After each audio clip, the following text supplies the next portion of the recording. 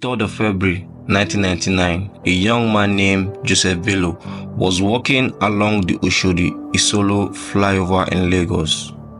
It was very early in the morning and he was returning home from a church vigil. He was in high spirits, softly singing a church song as he walked. But what happened next was something no one could have expected.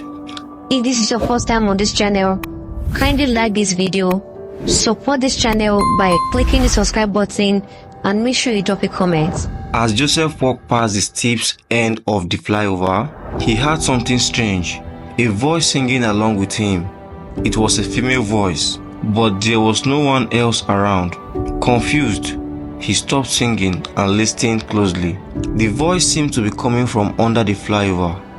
At first, this made no sense. Why would someone be under the bridge singing?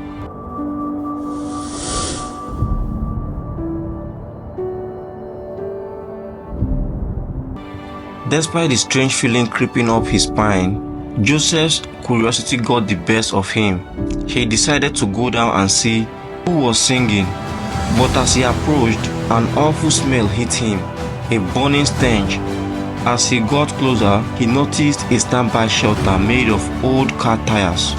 And inside the shelter, a fire burned. Something was cooking. Joseph took a step forward and looked inside. What he saw made his stomach stir up. Human body parts roasting in fire, a hand, a leg. It was clear that someone has been cooking human flesh.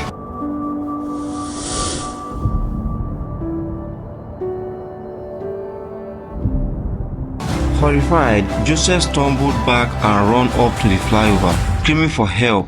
People nearby heard him and rushed to see what was going on. Soon, a crowd gathered, and they all went down under the flyover. What they found sent shockwaves through the entire city.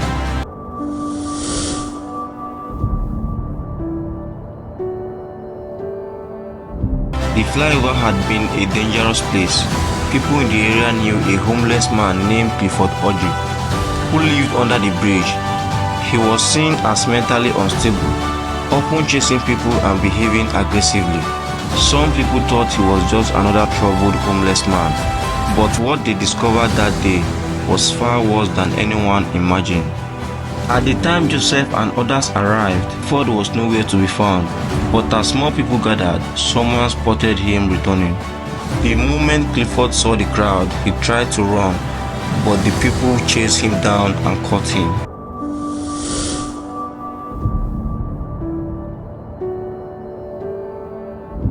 The furious crowd dragged Clifford back towards his shelter, destroying everything inside. What they uncovered next made everything even more terrifying. Human skulls, bone, and decaying body parts were scattered around. Some had been cooked, others left to rot. It was clear that Clifford Orji had been killing and eating people for a long time.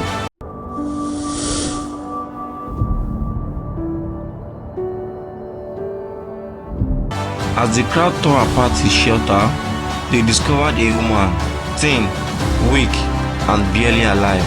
She had been squeezed into a small space inside a tire.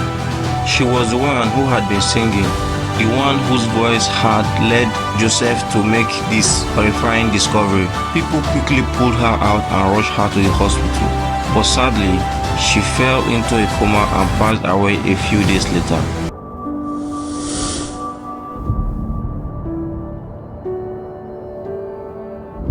As the police investigated, they found something shocking. Inside Clifford's shelter, discovered a check of 80,000 Naira, a huge amount of money at that time. They also found a mobile phone. This was in 1999, a time when mobile phones were extremely rare in Nigeria, owned by only the rich and powerful. So how did a homeless man living under a flyover have one? When questioned, Clifford admitted that wealthy and powerful people came to visit him. He claimed they were the ones who gave him money and gifts. But why? What did they need from him? If you are enjoying the story so far, don't forget to like and subscribe to this channel. Support this channel so that others can get to see this video and also get to watch it. Now let's get back to our story.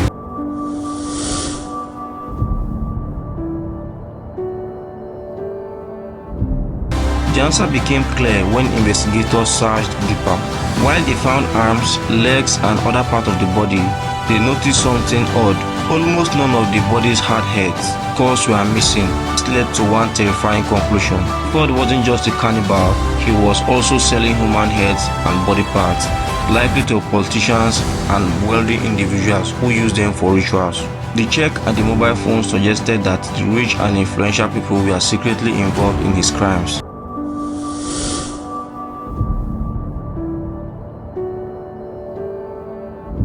Clifford Orji's story didn't just start under the flyover. He had once been an ordinary man selling razor blade in the market, in the Alaba market precisely, in Lagos. But when that business failed, he tried so many other things but didn't work as well. He moved under the bridge and started acting insane. Some believed this was just a disguise to avoid suspicion. Others thought he was genuinely mentally ill. Some reports suggested that Clifford lured his victim by pretending to have spiritual powers. He promised desperate people that he could solve their problems, but once they entered his shelter, that came out. Others believed that he simply kidnapped vulnerable people, especially the homeless, knowing no one will come looking for them.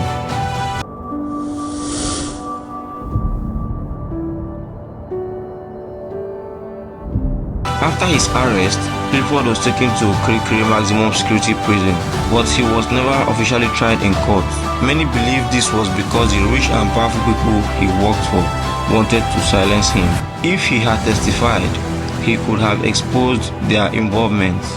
For years, Clifford remained in prison, reportedly suffering from mental illness. Then, in 2012, he was declared dead.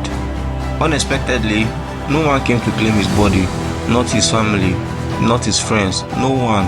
Some believed he never actually died but was secretly taken away by the same powerful people who had protected him before.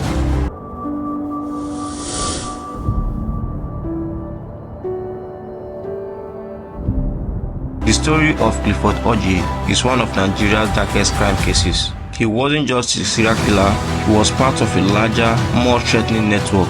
The fact that he had access to money, mobile phones, and possibly protection from high-ranking individuals suggests that his crimes went far beyond what the public knew.